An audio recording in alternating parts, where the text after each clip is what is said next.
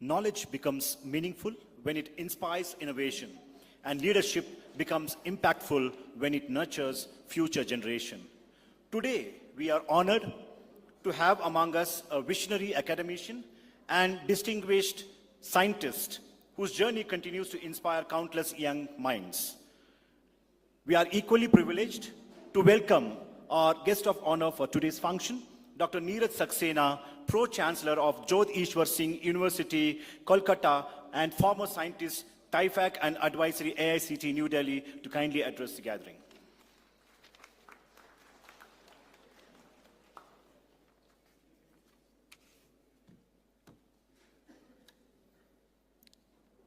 His Holiness Mahaswamiji, all the persons of excellence, eminence, and erudition in this assembly, the faculty, the students, and my TIFAC core family. Good evening, namaskara, vanakkam, jai hind.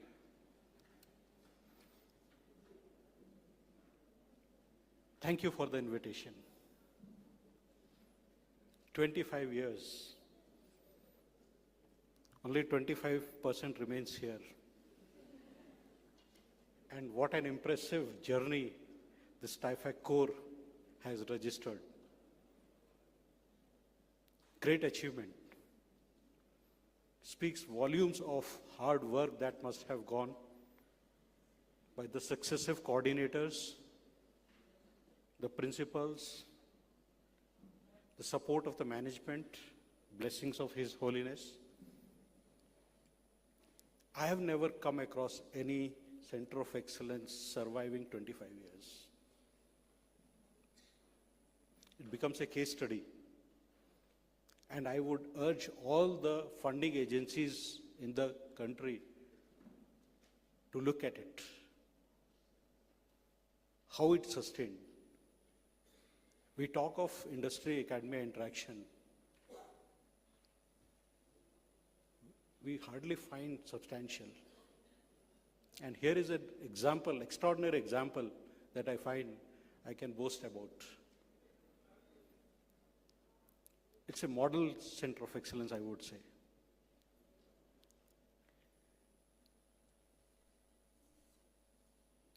The times have changed, the winds have changed.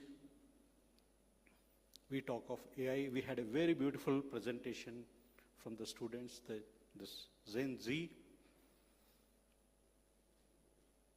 And AI is giving jitters to the oldies like me.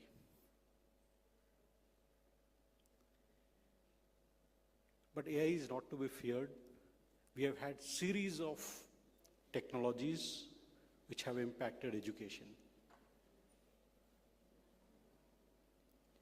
What is important for education is cognitive elevation. We must prepare our students to be creative, be able to analyze, be able to think critically.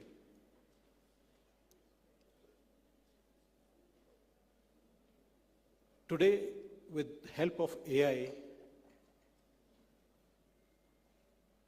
we realize that we are not just in the age of abundance of knowledge, of artificial intelligence, which is head-on with natural or human intelligence. We are in the age of abundance of knowledge, and this has, as we all experience in our lives, when we have something in abundance, our behavior changes. So a lot of reversals are happening, and they will become more visible as time passes.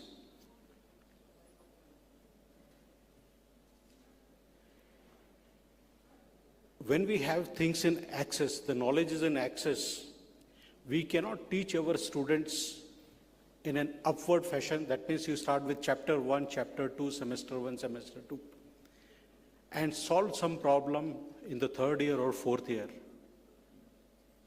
When the information is right there at the palms, at the click of button, The problem solving should start from day one.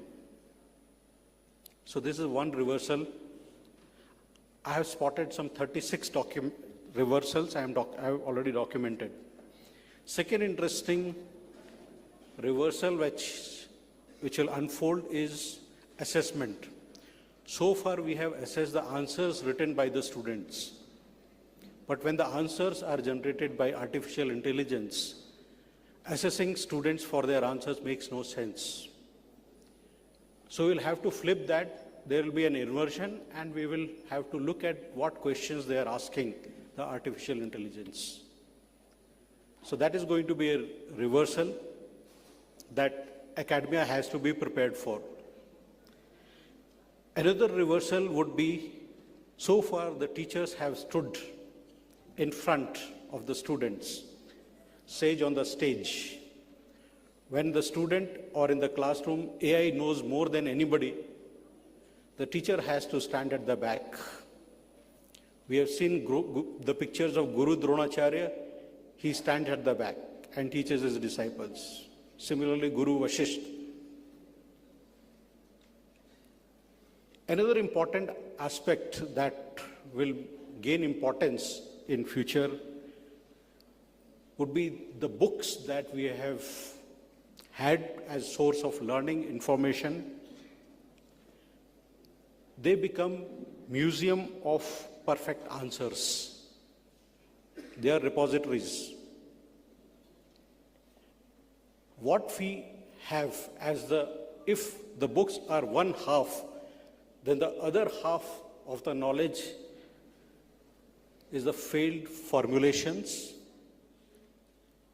fallen bridges, wrong decisions, retracted papers. These are equally important. These are the artifacts which makes us think. So far we have been trying to remember, memorize, and move to the next level of learning. We have to now also explore, study the failures, because those failures will trigger critical thinking. And in the age of AI, it is the critical thinking which will prepare us and the students to take on AI. So development of critical thinking.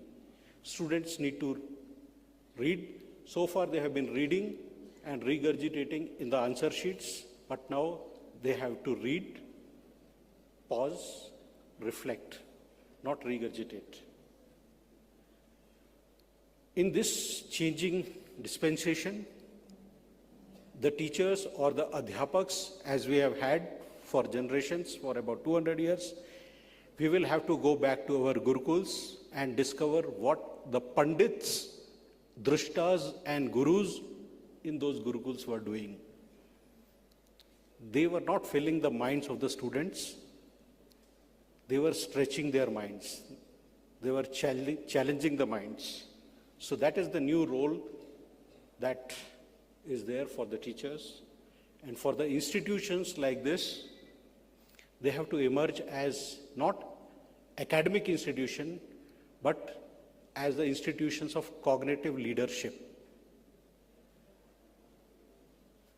To me, AI education, higher education means no curriculum, no classroom, and no examinations.